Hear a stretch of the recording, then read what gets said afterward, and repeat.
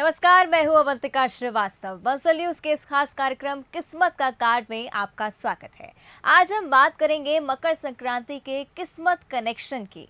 शास्त्रों के अनुसार जब सूर्य धनु राशि की अपनी यात्रा को समाप्त करते हुए मकर राशि में प्रवेश करते हैं, तब मकर संक्रांति का ये त्योहार मनाया जाता है। इस दिन से सूर्य दक्षिणायन से उत्तरायण में आ जाते हैं। तो कैसे आप इस त्योहार को शुभ फलदायी बना सकते हैं और ये त्योहार अलग अलग राशियों के लिए क्या कुछ लेकर आएगा, इन सभी पहलुओं पर चर्चा करने के लिए हमारे साथ जुड़ रहे हैं खास मेहमान भूमिका कलम जी, जो कि एक मशहूर टैरो कार्ड रीडर है, एस्ट्रो एनालिस्ट और लेखक भी हैं। पत्रकारिता और लेखन के क्षेत्र में सफलता के मानकों तक पहुंचने के बाद भूमिका ने कर्म और ध्यान का मार्ग चुना है।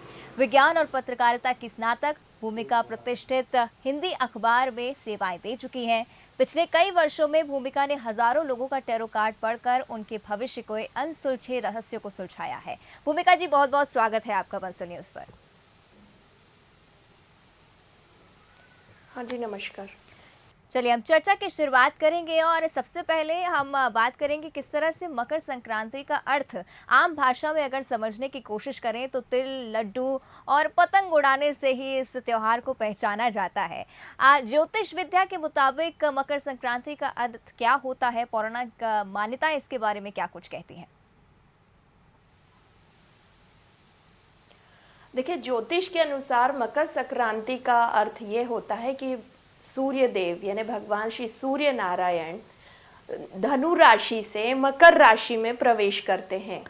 और जब वे मकर राशि में प्रवेश करते हैं तो ये सूर्य का उत्तरायण कहा जाता है। ये जो समय होता है, इसके बाद का जो 6 महीना या 6 पूरा आपका समय होता है, 6 मंथ का, ये बहुत ऑस्पिशियस माना जाता है सदकर्मों के लिए। आप जो भी कर्म करेंगे उसमें आपको सूर्य की ब्लेसिंग्स प्राप्त होंगी। इस वजह से एक खास बात ये भी होती है, क्योंकि मकर राशि में प्रवेश कर रहे हैं तो इस पूरी प्रक्रिया को मकर संक्रांति कहा जाता है, इसीलिए भी इसका नाम इस तरह से दिया गया है। बिल्कुल, यानी कि काफ़ी महत्वपूर्ण है। अगर पौराणिक मान्यताओं की बात की जाए, मकर संक्रांति काफ़ी शुभ त्यौहार माना जाता है। अब आपसे ये भी जानना चाहेंगे कि इस वर्ष मकर संक्रांति पर किस तरह के शुभ संयोग बन रहे हैं? इस वर्ष मकर संक्रांति पर 2 काल बहुत महत्वपूर्ण हैं, जिसको एक को पुण्यकाल कहेंगे, एक को महापुण्यकाल कहेंगे। जो महापुण्यकाल है ये 2 घंटों के लिए ना 2 आवर्स के लिए है। और इसमें खास बात यह है कि इस समय में किया गया दान या पुण्य आपके द्वारा अक्षय हो जाएगा। अक्षय यानी ये कई जन्मों तक संचित होगा। इसके आपको कई मल्टीपल कहना चाहिए कि कई गुना हो जाएगा ये, और उसके वैसे ही परिणाम हमारे जीवन में हमें देखने को मिलेंगे। ये जो समय है ये 2:23 से 2:23 से 4:43 तक का जो समय है ये महापुण्यकाल कहा गया है, क्योंकि 2 बजकर कुछ मिनट बाद ही यानी 2:20 के आसपास सूर्य जो है वो मकर राशि में प्रवेश कर रहे हैं। दोपहर का समय ये मैं आपको बता रही हूँ। सूर्योदय के समय सूर्य का प्रवेश मकर राशि में नहीं है 14 जनवरी के दिन, और इसीलिए 2:23 जो मैंने बताया है से लेकर 4:43 तक 43 मिनट्स तक ये जो समय महापुण्य काल का है, इसके 1 घंटे और यानी 5:43 तक का पुण्य काल का। यदि आपसे ये 2 घंटों का समय मिस होता है दान पुण्य करने के लिए, तो अगले 1 घंटे में भी आप उस प्रक्रिया को कर सकते हैं। बिल्कुल, आप जिक्र कर रही थी किस तरह से शुभ मुहूर्त में पूजा करना काफ़ी ज़्यादा शुभ और फलदायी हो सकता है। पूजा की विधि भी अब आपसे समझना चाहूँगी, किस तरह से पूजा की जाए, किस तरह से शुभ फल की प्राप्ति इससे हो सकती है? देखिए, मकर संक्रांति के बारे में हमारे पद्म पुराण में इसका जिक्र है कि आप यदि इस समय में मकर संक्रांति के दिन और जो पुण्य काल और महापुण्य काल है, इस समय में यदि किसी चीज का दान करते हैं तो इसके आपको फल प्राप्त होते हैं। जैसे इस दिन सबसे पहले सुबह सूर्योदय के पहले जागकर और स्नान होना चाहिए। पवित्र नदियों में स्नान का विशेष महत्व है। यदि आप पवित्र नदियों के आसपास नहीं हैं या आप नहीं जा रहे हैं, वहाँ स्नान नहीं हो रहा है, जिस तरह का अभी माहौल है, इसमें आप अपने घर में ही नदियों का जल मिश्रित करके उसमें थोड़ा सा तिल डाल के, और यदि आपके पास तिल का तेल है तो उसको भी जल में 1 या 2 बूंद डाल के और उससे स्नान कीजिए। मकर संक्रांति का ज्योतिष महत्व होने के अतिरिक्त भी वैज्ञानिक महत्व भी है, क्योंकि इस दिन के बाद से कहा जाता है कि तिल तिल जो है दिन की तरफ सूर्य का प्रसारण बढ़ता है, यानी जो दिन का समय है इसमें वृद्धि होती है और रात्रि काल में कमी होती है। समय की बात कर रहे हैं हम कि थोड़ा सा जो प्रकाश है सूर्य का वो बढ़ जाता है। सूर्य का उत्तरायण होना इतना शुभ माना जाता है। ये भी एक कहा गया है कि जब सूर्य उत्तरायण होते स्किन से रिलेटेड कोई चीज़ें या डिसीज आपको ना हो, इसके लिए तिल के तेल से स्नान या तिल का लेप बनाकर स्नान करने के लिए कहा गया है, क्योंकि ये हमारी स्किन को प्रोटेक्ट करता है। तो एक साइंटिफिक रीज़न इस तरह से है। और यदि हम पौराणिक और महत्व की बात करें तो उत्तरायण को इतना शुभ माना जाता है कि भीष्म पितामह, जिन्हें की इच्छा मृत्यु का वरदान था, उन्होंने भी अपने शरीर को तीरों की शैया पर रोक के रखा, प्राण निकलने से रोका और उन्होंने उत्तरायण में प्राण त्यागे। जिनको इच्छा मृत्यु थी उन्होंने इस शुभ अवसर में प्राण त्यागे ताकि वो मोक्ष को प्राप्त हो सके। ये पुराणों में ऐसी बहुत सारी हमारी पौराणिक कथाओं का जिक्र है कि इस समय का महत्व बताने के लिए। जब हम बात करते हैं कि विधि क्या होनी चाहिए हमारी, तो सूर्य उदय से पहले स्नान करके नाना प्रकार की जो चीज़ें जैसे तिल है, तिल का तेल है, हल्का सा गुड़ है, इन चीज़ों का इस्तेमाल आप स्नान के जल में भी कर सकते हैं। और उसके बाद सूर्य को अर्घ्य देना बहुत आवश्यक है। आप यदि जीवन में चाहते हैं सफलता, वृद्धि, मान सम्मान, धन, वैभव, ऐश्वर्य, तो सूर्य को जल देते वक्त एक लाल फूल या आपको मिल जाए या फिर लाल केसर जल में मिला के सूर्य को अर्घ दिया जाना चाहिए। और मंत्र होना चाहिए ओम गृणी सूर्याय नमः, ओम गृणी सूर्याय नमः। इस मंत्र की आप जप करते हुए सूर्य को जल दे सकते हैं। स्नान के बाद जो पुण्य काल और महापुण्य काल है, इसमें दान का विशेष महत्व है। क्या क्या चीज़ें दान करनी चाहिए हम आगे जानेंगे। बिल्कुल, यानी कि ये वो मंत्र का जाप है जिसको कर कर विशेष फल की प्राप्ति हो सकती है। और मकर संक्रांति की अगर भूमिका जी बात की जाए तो दान का काफ़ी खास महत्व माना जाता है। कौन सी ऐसी वस्तुएं हैं जिनको दान करके लाभ की प्राप्ति हो सकती है?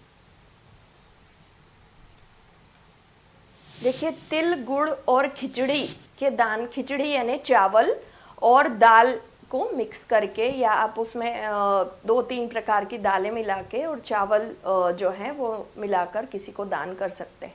खिचड़ी के खाने का भी महत्व है। तिल और गुड़ को इस दिन के बाद से खाया भी जाता है। जैसे मैंने बताया कि साइंटिफिक तरीके से स्किन के लिए बहुत अच्छा तिल को माना जाता है, तो तिल का उपभोग शुरू किया जाता है उसको, इसीलिए कि जिन लोगों के पास, जिन व्यक्तियों के पास समाज में इस चीज़ के लिए उपलब्धता नहीं है, यदि आप उनको भी वो चीज़ दान करते हैं, उनको स्वास्थ्य लाभ प्रदान होता है, या ऐसे लोग जो कि आपसे स्वीकार करके उसका उपभोग करते हैं, तो ये दान की जाने वाली चीज़ों से आपको भी बहुत लाभ होता है, आपके जीवन में काफ़ी वृद्धि होती है। तिल और गुड़ का विशेष महत्व है। इसके अतिरिक्त तिल के तेल का दान भी इस दिन किया जाता है शनि को प्रसन्न करने के लिए। जिन लोगों को शनि की साढ़े साती है, शनि का ढैया है, या शनि महाराज प्रसन्न नहीं है और उससे संबंधित आपको जीवन में कुछ परेशानियां आ रही हैं, काम आपके बहुत रुक रहे हैं, तो आप शनि के मंदिर में जाकर तिल के तेल का दान भी कर सकते हैं। ये बहुत उचित होता है। दूसरा, यदि इस दिन घी का दान किया जाए तो वंश वृद्धि होती है। बिल्कुल, यानी कि अलग अलग वस्तुओं का दान कर कर आप अपने फल की प्राप्ति की कामना ज़रूर कर सकते हैं। भगवान ज़रूर आपको वो फल देगा जिसकी आप कामना करते हैं। और भूमिका जी, अगर इस दिन की बात की जाए तो इस दिन का अगर ज्योतिष विद्या से रिलेट करके हम देखते हैं तो इस दिन का क्या प्रभाव पड़ेगा देश पर, दुनिया पर, या राशियों की बात की जाए अगर?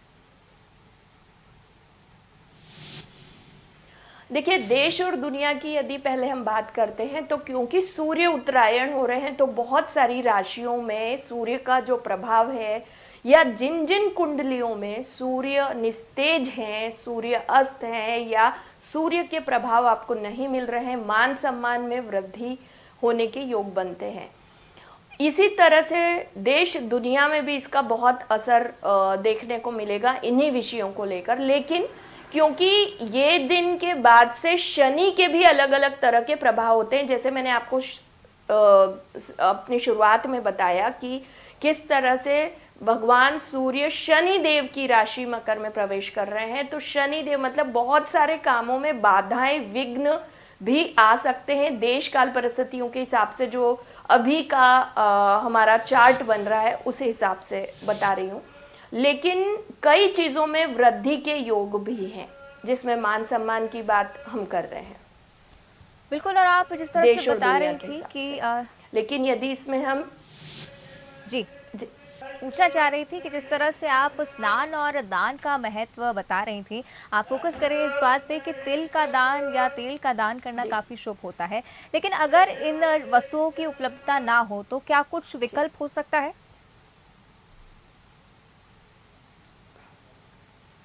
देखिए, वस्तुओं की उपलब्धता नहीं होने पर दान आप जो है वो संकल्प ले सकते हैं। यदि उस दिन आपके पास नहीं है और आप अपने कार्यस्थल पे हैं या आप उस पर्टिकुलर समय में ये नहीं कर सकते हैं, तो जो हमने सुबह का समय बताया है, सूर्य उदय के समय आप सूर्य को देखकर उनके दर्शन करके संकल्प ले सकते हैं कि मैं इस तरह की जो भी आपका उपलब्धता आपके पास है। और दान का ये कतई मतलब नहीं है कि हम बहुत ज़्यादा क्वांटिटी में करें। इस बात को हमेशा याद रखिए कि दान आपको आपकी क्षमता के अनुसार ही करना है। किसी दबाव में आकर कभी भी दान किया गया दान किसी फल को प्राप्ति के लिए नहीं होता है।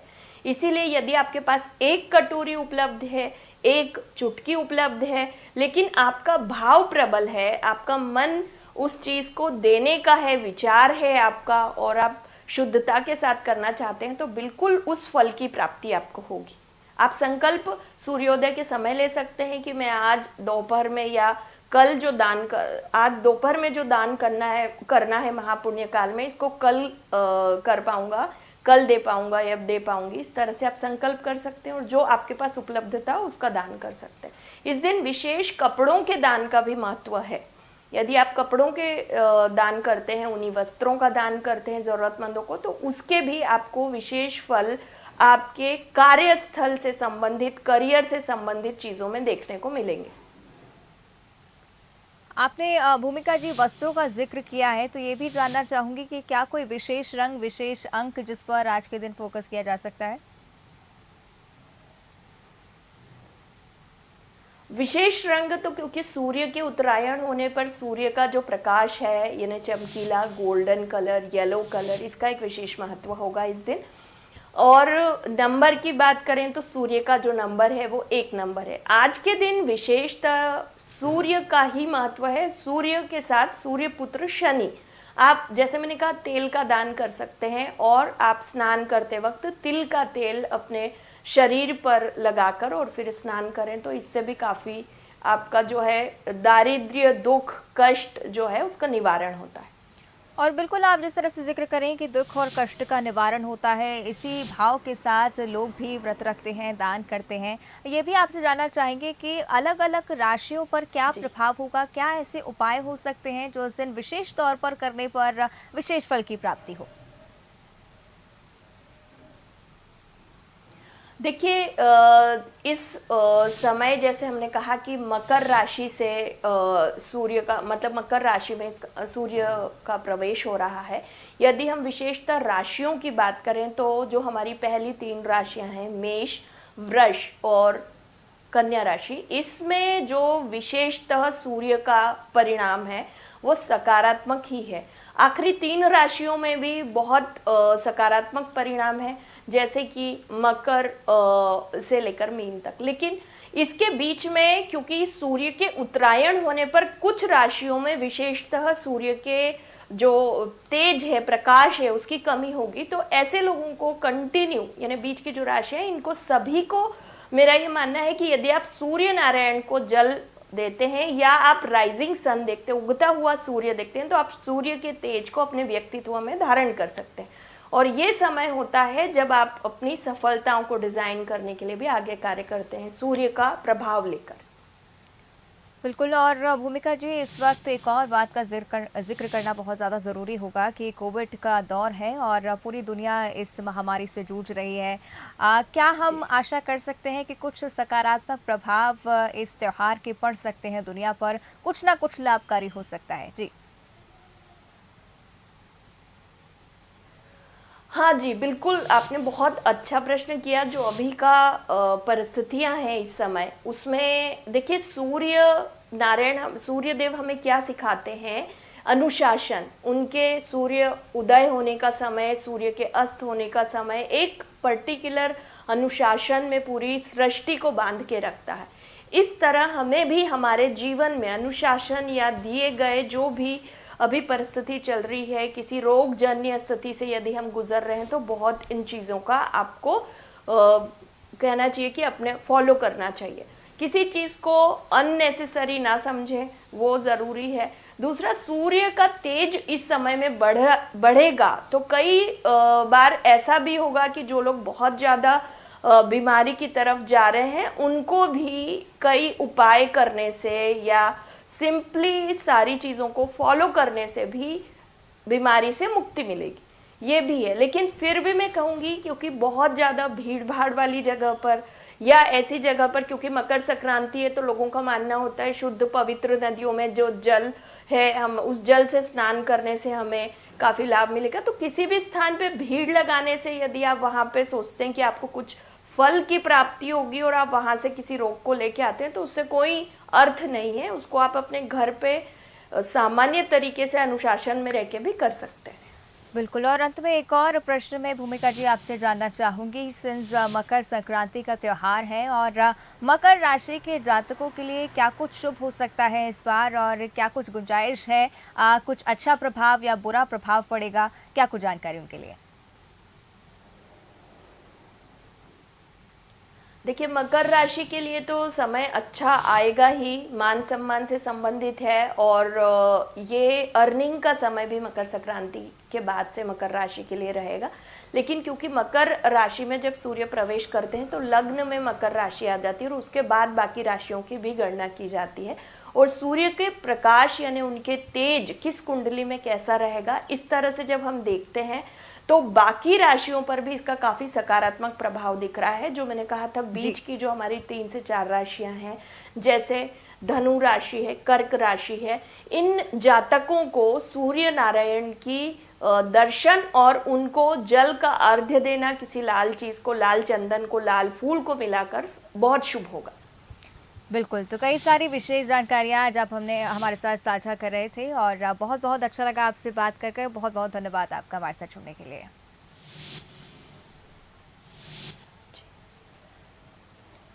और इसी के साथ इस खास पेशकश में फिलहाल इतना ही। तमाम बड़ी खबरों के लिए बने रहिए बंसल न्यूज़ के साथ।